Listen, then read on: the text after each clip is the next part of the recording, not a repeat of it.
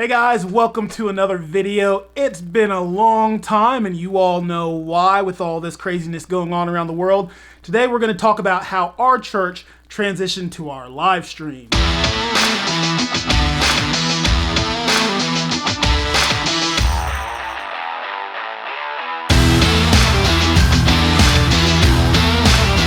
So just like many of you, we had to make a transition. We were not live streaming before all of this pandemic stuff happened. We were recording our services and then we'd put out the message after the fact. Well, then we had to make a transition and we had to grow it up pretty quickly. Our first weekend actually was the weekend that was supposed to be our last weekend in the building we were meeting in, and we were going to be transitioning to the high school the following weekend. Well, but neither one of those weekends, our final day or our first day, happened, and we had to make a transition. So our first weekend, legitimately, I took my laptop, I popped up the FaceTime camera on it, and we pushed out live over OBS to Facebook and YouTube as best we could, just to make something happen that weekend. Well, then we made a transition, and just like lots of you, had to figure this out along the way. For any of you that are watching that attend the church that I'm a part of, I'm sorry if this is about to burst your bubble, but we pre-record our live stream services. In this time period, with everything that's going on, it is cleaner and simpler for us to pre-record and then to push that out live than it is for us to do a live stream, with us not having the technology or the staff to really do that really well. We are only a 3-person team for our staff, and there was a time period there with all the shelter in place and stay-at-home orders that were in here in our area, our neck of the woods, that meant that we weren't allowed to use our volunteers to produce any of our services. Only staff members were able to do that. So we complied, and that meant that for several weeks it was just myself, my lead pastor, and our next generation pastor who were producing our services. Thankfully, my pastor is also a musician, so he and I would play guitar, or he played piano in one weekend. Our next gen pastor actually used to play the drums, so he would sit behind the cajon or on top of the cajon. Even though it's still a lot of work, it was easier for us to be able to do something with excellence, and that's something that we wanted to keep up. So I'm going to tell you a little bit about what our process is. Even now that we're able to have some volunteers back, it's just made this a little bit simpler, and we're really hoping that we'll be able to grow this up a little bit more as we move forward. And once we are able to start meeting live again, we obviously will keep up doing live stream now for real, actually pushing out our services live, which will take a little bit more work around some different things that we'll have to learn along the way, but at least now we'll be able to use our teams and our volunteers to make this happen. Kind of our process of things. On Thursday nights, this is when we would normally have worship rehearsal. Well, now it's worship recording night, and we come together now that I have the band is back, and even before when it's just myself, lead pastor, next gen pastor, we would record on Thursday nights. This gave me an opportunity to have a couple days to mix everything down for all of worship, which is a little more intense. There's a little bit more to it. We're running a 3 or 4 camera setup. Now, what I'm about to tell you is not the best way to do this, but it's been working. Our main camera, which is our main wide shot, which captures kind of the main shot of everything, is the Canon XA35. This is a 1080p camera. We already had it previously. It's the one that we would use at the back of our room to record our services live, and then I would take that SD card and I'd comp it all down, get lower thirds, graphics in, and push that out sometime during the week. Well, we're using that camera as our main shot. We also have my Sony a6500, which I'm recording on now, that I tend to use kind of as a bounce-off shot, a little bit tight on me as the worship leader, as a cutaway shot there. I have it shooting in 4K because of the quality on it is better that way. It would probably be better for me to dummy it down to 1080 for reasons I'll get to in a moment, but my a6500, the Canon XA35. The third shot has generally been my DJI Osmo Pocket, also shooting in 4K. You can see the video here that I've done about this before, and even since that one, I love this little camera. I think it's fantastic. I use it all of the time for family videos and things like that. It's a great little camera that I'm really about to probably purchase another one for our service so we can start doing more post-production type of video stuff and have people going around shooting just like I have my photographers shooting during services, when we're able to meet live again. The fourth camera has varied over the last few weeks. We did purchase the Mevo Pro. We tried that out. I really do not like the quality on that, even though the Pro now is 4K and you can bounce into it to get your different shots. It's not very good in low light and really hasn't served us really well. Even when my pastor used it for some Easter videos that he shot, my iPhone 8 looked far better than the Mevo did, just in the quality of it. So it's not my favorite option, and it really doesn't work in this scenario to capture what we need it to. We also used a GoPro. We have a GoPro Hero 5 Black. Once again, pretty wide, even at its most linear, which is its smallest format there. It still bows quite a bit. I didn't love using that. Honestly, the best option that I've used the last couple weeks is to take my iPad Pro 12.9 inch and I take the case and I hang it over a stack of chairs and I use that 4K camera on there, and that actually has worked out better. It's still not great in low light. It's not the best option, but it was better than the other ones that I had and looks a little bit better. The biggest problem I have is that obviously none of these are the same camera, which means that my color is all over the map. They edit together differently, so really getting my color to match on all of those is what takes me the most time. That's not been a whole lot of fun, but we are looking to step forward and get some new cameras, especially as we move back to live, that will serve us really well on multiple levels, whether it be for our live rig or from post-production type of videos. We've looked at the Blackmagic cameras, thought about the Ursa Minis, along with the Pocket Cinema 4Ks and 6Ks. Those have been options. We've been looking at some different Canon options as well. We just need to make a decision on what we're going to get. We're probably going to hopefully maybe rent some stuff to try some different things out and figure out what's going to be the best option for us as a church. But for the time being, all these different cameras I'm pulling together, color grading, and trying to get to match. We then also have our Behringer X32 that we've pulled in, and we are using the SD card recording features in there so I can route my instruments and my vocals and everything else into the board and get those cards and record that way. Has been the easiest thing to do.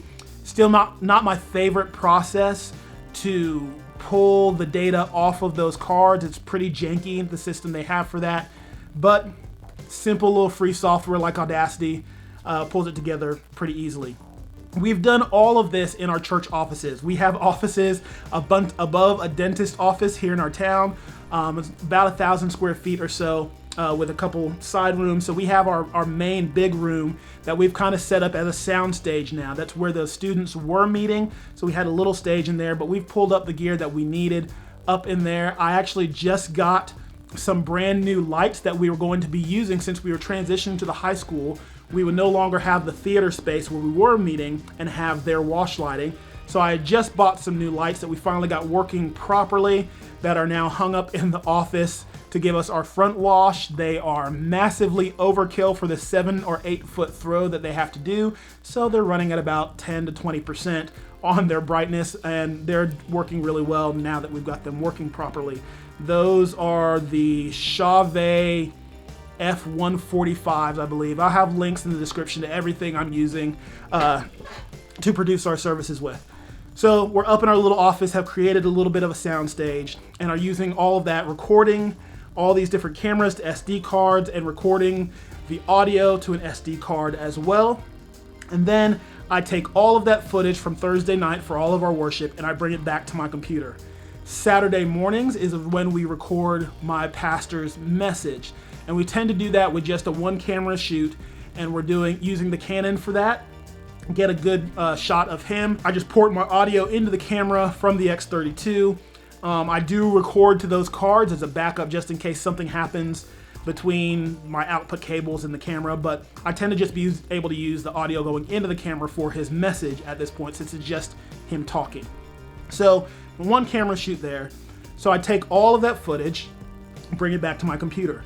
The other things that we're doing are our Next Gen pastor is also doing our announcements. So I'll shoot a video of him. He's done it a couple different ways. I shot it on my A6500 a few times. He's also shot on his iPhone from back at his house when he's needed to do that, and sent me those files, and I'm producing our announcements video. Also had a service host. Now we just started being able to use volunteers again, like I said, so I'm able to use some different people. But like many of you, your spouses have the joy of being married to you. And that means that sometimes they have to do stuff they don't want to do. So for several weeks, my wife acted as service host, and we'd shoot at random spots around our little townhome complex here. She would do our welcome and our outro at the end of the message. And she graciously did that for me for several weeks. So I take all that video footage and I bring it in to my software of choice, which is Adobe Premiere. And I'll get to that in a moment. I bring all the audio from those cards of all the worship, and I port all of that out in Audacity, and then I get my WAV files and I go into Logic, and I comp down my entire mix with the tracks that we used, if we used any, with my vocals, with the acoustics, with everything else that's coming in. I comp it down a good mix, get all of my compression and reverb and all of that onto it, do some vocal tuning, and get everything clean that way, and pull that in with my files that are in Premiere. In Premiere, there's a nice function that it has in there, which is their multicam. So I'm able to take all of my different cameras and I'll create a timeline for each separate camera. So different cameras may produce multiple files for the amount of time that it's recording. So like my Osmo Pocket, for the amount of time that we record worship, which is probably between 14 and 18 minutes in a full take like that, I tend to have 4 different files. My A6500 used to produce multiple files, but seems to just be producing one these days with whatever firmware or something, I don't know. Anyway, for each different camera, I create a timeline, 1, 2, 3, and 4, and I pull that footage onto each separate timeline. So I can select all 4 of those timelines for each camera, and then click multi-camera timeline, and it puts everything together, locks it in. Most of the time, the sync works with the audio, so I can use the audio, put a clap in, and it'll generally sync up pretty well. There's been a few times that I've had to adjust it myself. But it takes all of those timelines and puts them all layered together in one thing, syncs everything up, and chooses one of the audios as its main. I can then take that timeline and open up the multicam viewer, and all I have to do is now let the video play through. And in one window, it shows me the 4 different cameras. In this window right here, it shows me my program feed, my output. And I can just go through with my keyboard, 1, 2, 3, and 4, and select which camera I'm wanting to be on screen at each one of those times. And I just let it play, and now I'm running it like I'm a TD sitting at a switcher, just selecting which camera is in and out. And I go through the entire thing, and once I hit stop, it pops out a feed that has everything chopped up with this camera's in here, this camera's in here. And I can still go back, and on my process footage, each one of those separate timelines, I'll go and color grade all my footage on each one of those, and that is attached to this multicam. So any changes I make to each one of these is now in my multi-camera, and I don't have to go in each individual little thing here. But I can go in, sometimes I will use the 4K footage and I'll punch in a little bit on something rather than being wide the whole time. And so I'll go back and do that. So then I just put a crossfade on all of the different transitions that I just put in, bouncing back and forth between these different cameras. And then I pretty much got it. I can take my audio that I exported out of Logic, drop it in underneath, and then I'll go export PNG files out of Pro Presenter of all of my lower thirds, drop those in over top, and now I have lower third worship over top of that as well. Put in any name tags and stuff like that that I need to put in, and I've got my worship block all edited together. And what I do is I edit each separate component separately. So I have my intro, which includes rotating slides and some music that I have, bumper music underneath. Actually, I went and got all of that bumper music from Artlist. Facebook still tries to say it's copyrighted and stuff. It's not. I've paid for it. So I have a bunch of music that I play underneath all of our slides that rotate, that we normally have rotating on our TVs in the room, with announcements and things like that. And then it goes right into our service host doing a welcome, and then right into the next component. So I'll do all of my intro together, do my outro together, which is more rotating slides and the outro from the service host. I do all of my worship as a timeline, my announcements as a separate timeline, and then I make one final timeline, and I take all of those pieces and can pull them in. I have them on separate audio layers. So each piece I've already done inside of them, and then I can balance the audio all as one file. So now I've got one big timeline that has my intro, my worship, my announcements and giving moment, the message from my pastor, and our outro, all in one timeline. And then I export that, and that's my final service. Saturday night, I upload it two places generally. I upload to YouTube, and I set it as a premiere video. Premiere videos make it appear like it is live. It does say premiere, it premieres something, so it doesn't say live, it says premiere. But now you have the live chat window as well. So anybody who wants to be on YouTube can be chatting in that live window along with the premiere video playing. So I upload that to YouTube, set it as a premiere, and I set it for 9 a.m. Our first service starts at 9:15, but I have 15 minutes of buffer of those rotating slides with the bumper music underneath, so that if anything is really going wrong, I've got a little bit of time, a wiggle room, to be able to figure out whatever's happening to some of the other platforms that we're using as well. So we set it to go at 9 o'clock, and it's about 15 minutes of bumper music underneath and all that, and then right at 9:15 is when it transitions over, and you see the service host come up, welcome everybody in, and then we go into the rest of the service through that. I do the same thing for our 9:15 service on Facebook. So we upload it to Facebook as a premiere video as well. Once again, it says premiere, but it goes out like it's a live video. So now chat is live, and you're seeing all of that functionality happening there. The place we try to send most of our people, though, is to the Church Online platform. And I just want to say thank you to Life Church for putting this out for so many people to be able to use. We love getting to see all of the transformation that's happening, and seeing the numbers of people saying that they are giving their hearts to Jesus is just fantastic. And what Life Church has done has been phenomenal. And yes, there were some bugs, there was some tweakiness. It took some getting the right buffer levels up and all of that. And there's still some little bugs here and there, but they've really made a difference doing what Life Church does and giving all of their stuff away for free. It's made a massive difference. And so it's got some great features to it. So we actually tend to push most of our people to try to go and watch on the Church Online platform so that they can chat in the window there and be a part of the community that way. So I'll use my premiere link that I've put on YouTube, and that'll be my link that goes in as a part of my 9:15 and my 11 o'clock service on the Church Online platform. Now, one thing to note is that the Church Online platform doesn't particularly work super well with the YouTube Live function. So the YouTube Live links are a little squirrely. Even find the one that stays consistent and you don't have to repopulate every single time can be really difficult to find on YouTube.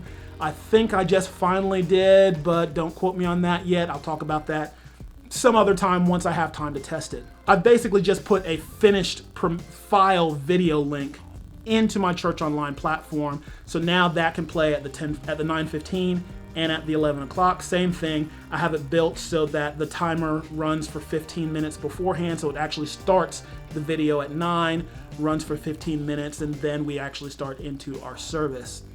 For the 11 o'clock service on Facebook, my pastor actually takes the same file that I've created and pushes that out over OBS.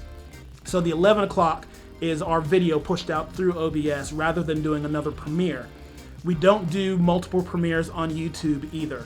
We just let that one video sit there and it pushes out to the Church Online platform for both services. Is the exact same video. We don't go and re-premiere that video, and we don't want to re-premiere it on Facebook again. We just push it out live at this point. Now we are looking into other options to kind of streamline this. We've obviously been looking at Restream, which I'm sure plenty of you guys are using, which we can push our video out to that and then it goes to multiple places. So we're looking into doing that. We're looking into possibly using Caster, which is just like Restream, same concept, slightly different options in there. So we're trying to test out both of those. Vimeo has a great platform, I hear, and actually Vimeo works a lot better with the Church Online platform. So that's Vimeo is one of the platforms that Church Online suggests using for a live stream, and it works a lot cleaner and can push out to Church Online much better than any of the YouTube stuff can. So we're looking into all that and deciding which one is going to be the best for us, especially once we do go back to meeting in person and are now really having to live stream.